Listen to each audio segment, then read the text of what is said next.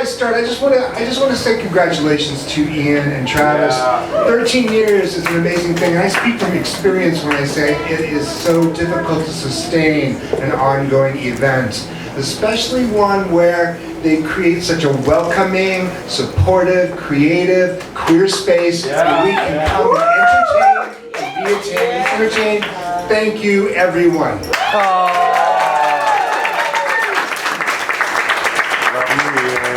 This is Bob Patrick. I actually don't come over to this part of town much anymore. Everything's changed. And for me, it's like it's a bunch of used to be's. Even AKBAR used to be the Silver Dollar Saloon. And 33 Taps down the street used to be the Crest Coffee Shop. You know, you could sit at the counter or order breakfast all day long. They had dinner specials. Every time I went into that place, I bumped into somebody I knew. See, I lived in Silverlake for about 10 years in the 1980s. When I got here, AIDS was just a whisper. And by the time I left, it was just this non-stop primal scream. But in between, it was magic. Now I moved here because I moved in with the very first guy who ever told me he loved me. And it didn't last long. And it didn't end well. He ran off with a woman and got married. That's all right. See, I liked it here. So I got a job at a video store, and this became the place where I lived and worked and played and danced. Now, the Black Cat over here on Sunset used to be a tiny little place called Tabasco's. You had to go in the back door and scoot around the dance floor to get to the bar. And the bartender was this tall, beautiful boy with a mop of curly black hair and green eyes, Luis. And one night I was standing with a clump of guys waiting to get a drink, and I see Luis's arm just cut through the crowd and he hands me a beer. And this went on all night long.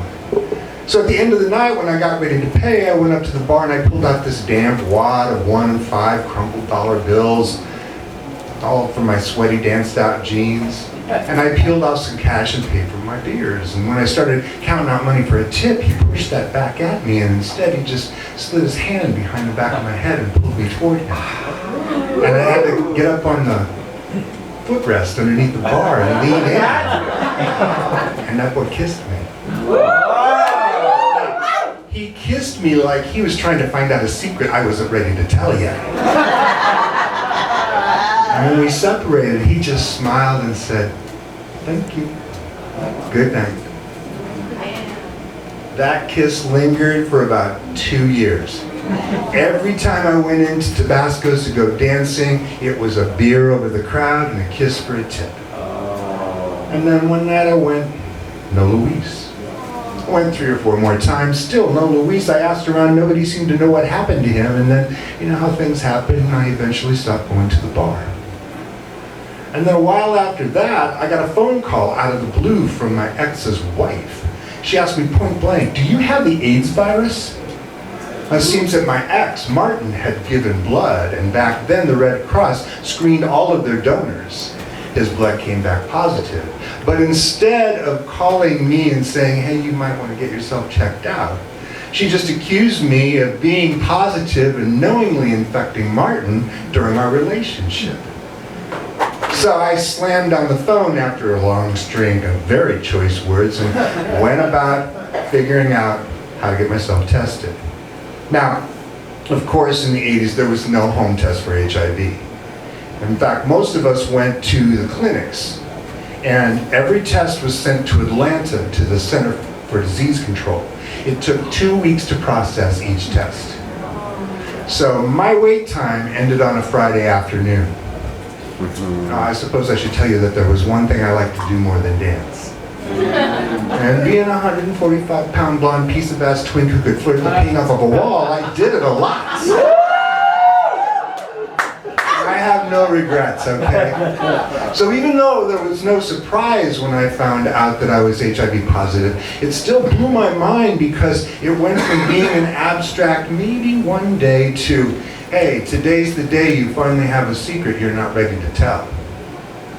And I got myself really worked up. I couldn't sit still. I couldn't cry. I couldn't stand being in my apartment, so I decided I was going to go dancing. And it had been about 3 years since I'd been to Tabasco's, and I walked in the back door. Everything looked the same, except that night, in the corner of the dance floor, there was an altar, a memorial set up. There were candles burning, and flowers, and note cards, and a great big photograph of Louise. And I thought, oh no, not Louise. So I went up to this woman who was writing on a card, and I said, what happened? Expecting to hear the usual AIDS. And she said, oh, well, Luis, he had leukemia for many, many years, and a couple months ago it finally took him. But tonight we are celebrating his life. Oh. I had forgotten that we could die from something other than AIDS. Wow. And what kind of coincidence was it that after 3 years I went back to that club on that night for that memorial?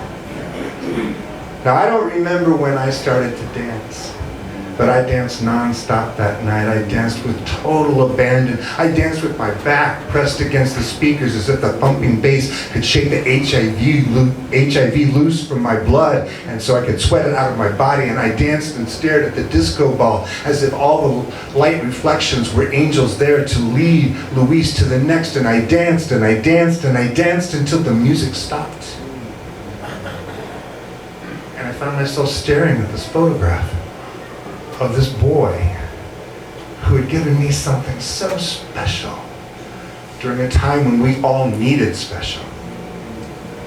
And the candles had burned down low. Flowers were strewn all over the place. There were dozens of cards with notes for Luis, and I didn't know what to say. So I pulled out this wad of damp and crinkled $1 and $5 bills from my sweaty, danced-out pocket, and as gently as four lips kissing, I peeled them off and one by one set them like flower petals on the altar for Luis. And when it was done, I stepped back and I looked around the bar. I took a deep breath and left for the very last time. And while I was walking home, I was so spent and tired, and I was scared about my future, even if I was going to have a future. But in my heart, I knew that there used to be a bar where I danced and the bartender only wanted my kisses for tips.